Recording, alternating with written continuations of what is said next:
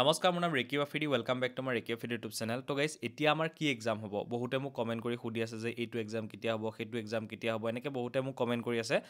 কমেণ্টবোৰ এনেকুৱা ধৰণৰ ধৰক কিছুমানে কৈছে যে আছাম পুলিচৰ SI এক্সামটো কেতিয়া হ'ব কিছুমানে কৈছে কনষ্টেবলৰ এক্সামটো কেতিয়া হ'ব কিছুমানে কৈছে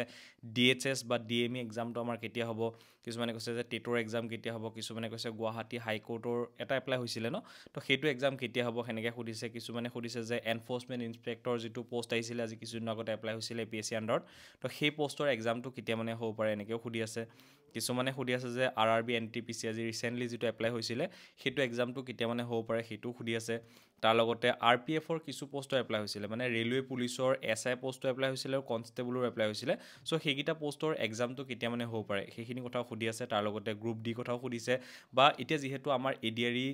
যিটো ADRE 2.0 যিটো আমাৰ এক্সাম হৈ গ'ল সেই এক্সামৰ সকলোখিনি বস্তু কমপ্লিট হৈ গ'ল ইয়াৰ পিছত এতিয়া ৰিজাল্ট আহিব সেই ৰিজাল্টটো অহাৰ পিছতে বাকী ষ্টেপকেইটা হ'বলৈ গৈ আছে আৰু এইকেইটা পষ্টৰ এক্সামটো কেতিয়া মানে হ'ব পাৰে সেইখিনি কথা ক'ম তাৰ লগতে আৰু কিছুমান একদম ইম্পৰ্টেণ্ট কথা তোমালোকক ক'ব বিচাৰিছোঁ কাৰণ কিয় বৰ্তমান সময়ত চোৱা যিখিনি ল'ৰা ছোৱালীয়ে ADRE এক্সাম দিলে সেইখিনি ল'ৰা ছোৱালীয়ে এতিয়া বৰ্তমান সময়ত টোটেলি পঢ়া একদম বাদ দি দিলে পঢ়াটোৰ পৰা একদম টোটেলি আঁতৰি গুচি গ'ল কাৰণ কিয় এতিয়া যিটো ADRE এক্সামটোৰ কাৰণে একদম দিনীয়াতে হয়তো সেইখিনি সময়ত পঢ়া শুনা কৰিছিলে মেক্সিমাম ল'ৰা ছোৱালীয়ে সেইখিনি সময়ত পঢ়িছিলে কিন্তু বৰ্তমান সময়ত সেইখিনি ল'ৰা ছোৱালীয়ে পঢ়া শুনাৰ পৰা টোটেলি তেওঁলোকে আঁতৰি গুচি গ'ল কাৰণটো হৈছে তেওঁলোকে ভাবিছে আমি এক্সামটো দিলোৱেই আমাৰ অসমত এটা বিগেষ্ট প্ৰব্লেম এটা আছে সেই প্ৰব্লেমটো হৈছে আমাৰ অসমৰ ল'ৰা ছোৱালীবিলাকে কি কৰে যেতিয়াই যিকোনো এটা এক্সাম হ'বলৈ ধৰিব সেই এক্সামৰ এমাহৰ আগত এক্সামৰ কিছুদিনৰ আগত তেতিয়াহে ভালকৈ প্ৰিপেৰেশ্যন কৰে বা সেইখিনি সময়ত তেওঁলোকে ভাবে যে আমি এখন কিতাপ কিনিব লাগে বা তেওঁলোকে দোকানত গৈ ক'বগৈ যদি ADRE এক্সাম হয় তেওঁলোকে ক'বগৈ যে ADRE আমাক কিতাপ এখন দিয়ক বা এনেকুৱা ধৰণৰ গৈ পেলাই তেওঁলোকে কিতাপ চিতাপ কিনে বা সেইখিনি সময়ত তেওঁলোকে প্ৰিপেৰেশ্যন কৰে তাৰ ফলত কি হয় তেওঁলোকৰ মাৰ্কটো কম আহে মাৰ্কটো কম অহাৰ পিছত ফেইল কৰে পিছত কয় যে মই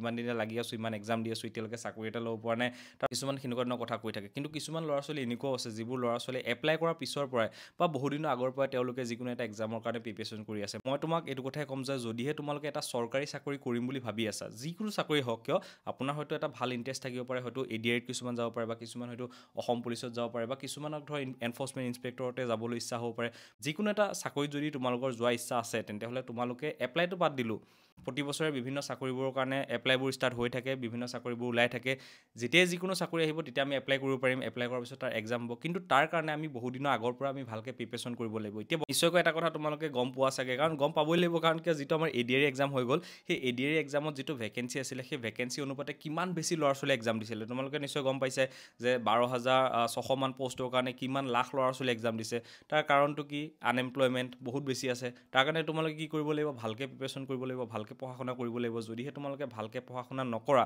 তেতিয়াহ'লে কোনো কাৰণত এনেকৈ এক্সাম দি থাকিব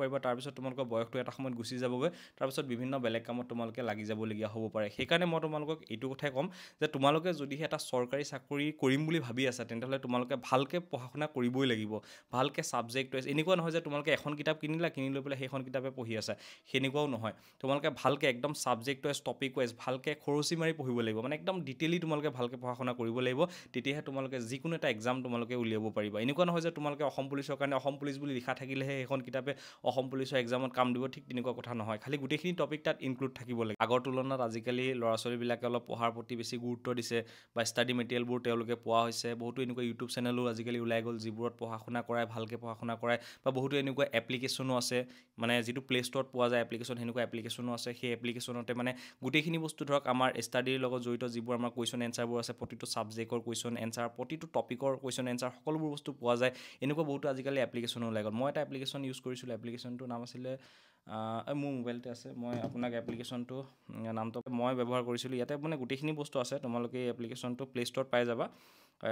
ৰিষ্টাডি বুলি এটা এপ্লিকেশ্যন আছে মই ছাইডতে তোমালোকক দেখাই দিছোঁ চোৱা এইটো ৰিষ্টাডি বুলি এটা এপ্লিকেশ্যন আছে সেই এপ্লিকেশ্যনটোতো গোটেইখিনি বস্তু এনেকৈ আছে তো ইয়াতে তোমালোকে যেতিয়া অ'পেন কৰিবা ইয়াতে ধৰক লগ ইন কৰিবলৈ দিব mobile number the log in কৰিব লাগে লগ ইন কৰাৰ পিছত ইয়াতে তোমালোকে দেখিছা ইয়াতে ছাবজেক্ট ৱাইজ গোটেইখিনি বস্তু আছে ধৰক জেনেৰেল নলেজ আছে ইয়াতে কোৱান্টিটিভ এপ্টিটিউড আছে ৰিজনিং আছে ইংলিছ আছে কাৰেণ্ট এফেয়াৰ্ছ আছে ছায়েন্স আছে ইয়াতে মানে গোটেইকেইটা ছাবজেক্টে আছে ছাবজেক্ট নহয় একদম টপিক ৱাইজ আছে যদি আমি জেনেৰেল নলেজত ক্লিক কৰোঁ এনেকৈ ইয়াতে চোৱা ৱৰ্ল্ড জিঅ'গ্ৰাফী আছে ইণ্ডিয়ান জিঅ'গ্ৰাফী আছে ইণ্ডিয়ান পলিটি ইণ্ডিয়ান হিষ্ট্ৰী এনেকৈ গোটেইকেইটা টপিকৰ কুৱেশ্যনবোৰ ইয়াতে তোমালোকে পাই যাবা তাৰ লগতে ইয়াতে ধৰক আমি যদি চাওঁ কোৱান্টিটিভ এপ্টিটিউডো ইয়াতে ঠিক তেনেকৈ কুৱেশ্যনবোৰ ইয়াতে তোমালোকে পাই যাবা ধৰক ইয়াতে নাম্বাৰ ছিষ্টেমৰ আছে LCM HCF উলিওৱা average percentage profit and loss ইয়াৰ কুৱেশ্যনবোৰ তোমালোকে ইয়াতে নিশ্চয় পাই যাবা আৰু কিছুমান বস্তু সময়ে ইয়াতে আপডেট কৰি থাকে তেওঁলোকে ইয়াতে ৰিজনিঙৰো আছে ৰিজনিঙৰ ঠিক তেনেকৈ প্ৰতিটো টপিকৰ ইয়াতে কুৱেশ্যনবোৰ তোমালোকে পাই যাবা। ৰিজনিঙৰ ঠিক তেনেকৈ ইয়াতে ছায়েন্সৰো আছে, তোমালোকে চোৱা ইয়াতে ফিজিক্স, কেমেষ্ট্ৰি, বটানী,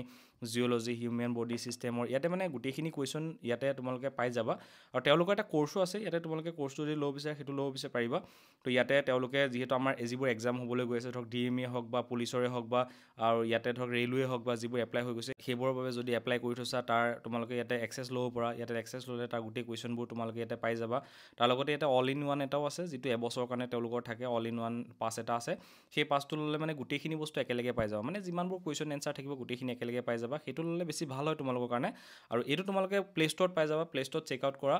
ইয়াতে ৰিষ্টাডি বুলি এটা এপ আছে, সেই এপছটো প্লে ষ্ট'ৰৰ পৰা তোমালোকে ডাউনলোড কৰি লোৱা, তাতে গোটেইখিনি বস্তু তোমালোকে পাই যাবা, ঠিক আছে। তো বৰ্তমান সময়ত যিটো আমাৰ ADRE 2.0 যিটো আমাৰ এক্সাম হৈ গ'ল, য'ত আমাৰ 12,600 মান ভেকেঞ্চি আছিলে, সেই এক্সামটো যিহেতু অলৰেডি হৈ গ'ল, সেই এক্সামটো যিহেতু বহুত লাখ লাখ ল'ৰা ছোৱালীয়ে এক্সামটো দিছে, তো তাৰ ফলত কি হৈছে চোৱা, এটা কথা তোমালোকে সদায় মনত ৰাখিবা, যিহেতু পষ্টৰ সংখ্যা লিমিটেড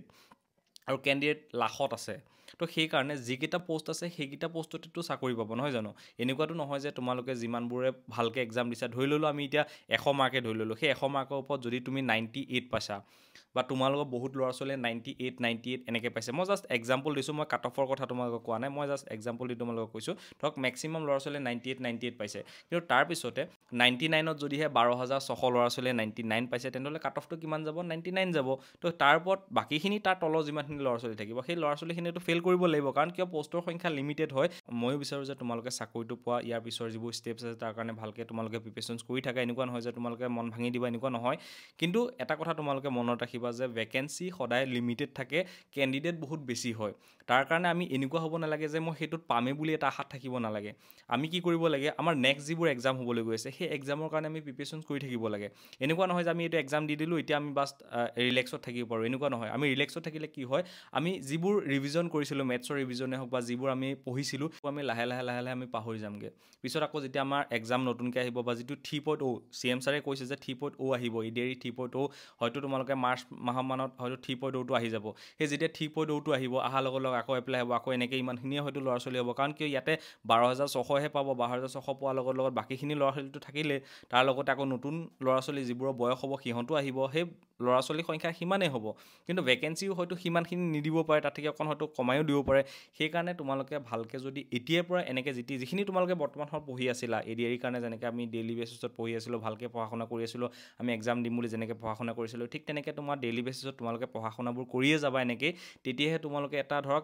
ভাল এটা মাৰ্ক তোমালোকে তেতিয়াহে আনিব পাৰিবা। অলপ হ'লেওতো তোমালোকে পঢ়া শুনাৰ কাৰণে টাইম নিশ্চয় ওলাব চাগে, সেইখিনি সময় তোমালোকে ভালকৈ পঢ়া শুনা কৰিবা আৰু ৰিভিজনবোৰ তোমালোকে কৰিয়ে থাকিবা ডেইলি বেচিছত। আৰু যদি তুমি ষ্টুডেণ্ট হয়, যেনেকৈ তোমালোকে এক্সামৰ সময়ত পঢ়া শুনা কৰিছিলা, ঠিক তেনেকৈ অকণমান টাইম উলিয়াই তোমালোকে পঢ়া শুনা কৰি যাবা, যদিহে গভৰ্ণমেণ্ট চাকৰি লাগে তেতিয়া। যদি নালাগে, এনেই জাষ্ট চবেই দিবলৈ গৈছে ময়ো দিবলৈ যাম, চবেই দিবলৈ ফুৰিবলৈ গৈছে ময়ো ফুৰিবলৈ যাম, সেনেকুৱাকৈ যদি তোমালোকে ভাবি থোৱা, তেন্তেহ'লে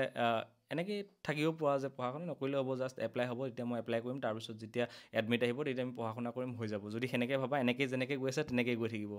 একো এটা নহ'বগৈ। সেইকাৰণে মই তোমালোকক এইটোৱে ক'ম যে যেনেকৈ তোমালোকে কষ্ট কৰি পঢ়িছিলা, যেতিয়া এডমিট আহিছিলে বা এক্সামৰ সময় হৈছিল, যেনেকৈ কষ্ট কৰি পঢ়িছিলা, ঠিক তেনেকৈ তোমালোকে এতিয়াৰ পৰা পঢ়া শুনা কৰি থাকা। ইয়াতে আমাৰ যিহেতু বহুখিনি পষ্ট আছিলে, চ' কোনটো পষ্টৰ কেতিয়া এক্সাম হ'ব এটা আইডিয়া তোমালোকক দি দিওঁ। যিটো আমাৰ অসম পুলিচ বা SI বা কনষ্টেবলৰ যিটো পষ্ট আহিছিলে, তো SI কথাটো বহুতে মোক সুধি আছে, যিহেতু আমাৰ SI কাৰণে বহুতে হয়তো এপ্লাই কৰিছে, এক্সাম দিব বুলি বহুতে আশা কৰি আছে। তো SI এক্সামটো কেতিয়া মানে হ'ব পাৰে, সেইটো আমাৰ জানুৱাৰী বা ফেব্ৰুৱাৰী মানে হ'ব, কাৰণ কিয় কনষ্টেবল হওক বা SI হওক দুইটাৰ এক্সামটো মানে ওচৰা ওচৰিকৈ হ'ব। তো সেইকাৰণে আমাৰ এক্সামটো জানুৱাৰী বা ফেব্ৰুৱাৰী মাহত তোমালোকৰ এক্সামটো হৈ যাব। তো তোমালোকৰ এক্সামটো জানুৱাৰী বা ফেব্ৰুৱাৰী মাহত তোমালোকৰ এক্সামটো হৈ যাব। তাৰপিছতে DHS আৰু DME, সেইটো মানে কেইদিনমানৰ মূৰে কমেণ্ট আহে, DHSৰ এক্সাম কেতিয়া হ'ব, DME এক্সাম কেতিয়া হ'ব, এনেকৈ বহুতে মোক কমেণ্ট কৰে। চ' সেইটো এক্সামটো তোমালোকৰ ফেব্ৰুৱাৰী মাহত হ'ব পাৰে, ঠিক আছে। ফেব্ৰুৱাৰী মাহতে তোমালোকৰ হয়তো এইটো এক্সামো হৈ যাব, ঠিক আছে। তাৰপিছতে টেটৰ যিটো এপ্লাই হৈছিলে, সেই টেটৰ এক্সাম কেতিয়া হ'ব, তো টেটৰ বাবেও তোমালোকৰ সেই ফেব্ৰুৱাৰী মাহতে তোমালোকৰ এক্সামবোৰ হৈ যাব। মানে এই যিবোৰ জানুৱাৰী, ফেব্ৰুৱাৰী, মাৰ্চ, এপ্ৰিল,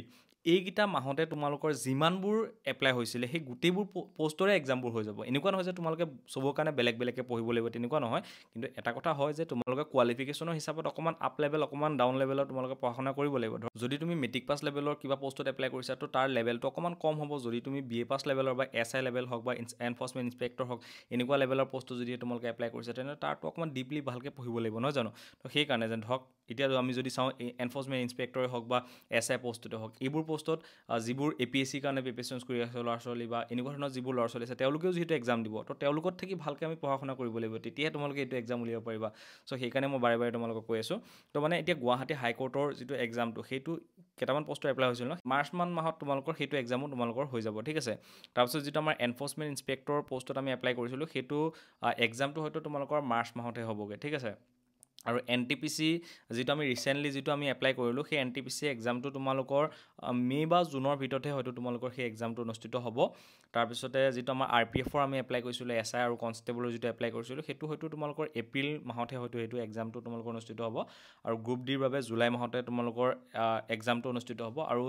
চৰকাৰে যিটো আমাৰ কৈ আছে যে ADRE 3.0 আহিব বুলি কৈছে তো সেই 3.0টোৰ বাবে হয়তো তোমালোকৰ এপ্লাই ষ্টাৰ্ট হ'ব এপ্লাইটো হয়তো তোমালোকৰ ফেব্ৰুৱাৰী মাৰ্চ মাহতে হয়তো তোমালোকৰ এপ্লাইটো বা ফেব্ৰুৱাৰী মাহতে হয়তো তোমালোকৰ এপ্লাইটো ষ্টাৰ্ট হৈ যাব যিটো গ্ৰেড 3 গ্ৰেড 4 বুলি আমি কওঁ ADRE গ্ৰেড 3 গ্ৰেড 4 তো সেইটোৰ বাবে নতুনকৈ ভেকেঞ্চি আহিব তোমালোকৰ মাৰ্চ মাহত হয়তো আহি যাব ঠিক আছে তো মই আশা কৰোঁ তোমালোকৰ এক্সামৰ বিষয়ে তোমালোকৰ এটা আইডিয়া আহি গ'ল যে তোমালোকৰ এক্সামটো জানুৱাৰীৰ পৰা ধৰি ল'লোঁ আমি এপ্ৰিল মাহৰ ভিতৰতে আমাৰ যিমানবোৰ এক্সাম আছিলে সেই গোটেইবোৰ এক্সাম অনুষ্ঠিত হ'ব এপছটো তোমালোকে এবাৰ ব্যৱহাৰ কৰি চাবা নামটো আছিলে ৰিষ্টাডি বুলি আছিলে সেই এপছটো তোমালোকে ব্যৱহাৰ কৰি চাবা বহুত বেছি ভালকৈ গোটেইখিনি বস্তু তাত কুৱেশ্যনবোৰ এড কৰা হৈছে বা সেইটো মাজে মাজে আপডেট হৈ থাকে মই চাই থাকোঁ ন তো মাজে মাজে কুৱেশ্যনবোৰ তাতে এড কৰি থাকে তো সেই এপছটো তোমালোকে ব্যৱহাৰ কৰি চাবা নামটো হৈছে ৰিষ্টাডি যদি লিংকটো লাগে মই ভিডিঅ'ৰ ডেছক্ৰিপশ্যনতে তোমালোকক লিংকটো দি দিম তাৰ লিংকটোত ক্লিক কৰিলে এপছটো তোমালোকে ডাউনলোড কৰি ল'ব পাৰিবা বা ডাইৰেক্ট প্লে ষ্ট'ৰত গ'লেও তোমালোকে ডাউনলোড কৰি ল'ব পাৰিবা ঠিক আছে তো মই আশা কৰোঁ মোৰ ভিডিঅ'টো তোমালোকৰ ভাল লাগিলে যদি ভিডিঅ'টো ভাল লাগিলে ভিডিঅ' লাইক কৰি চেনেলটো ছাবস্ক্ৰাইব কৰিব ভিডিঅ' চবে ধন্যবাদ জয় হিন্দ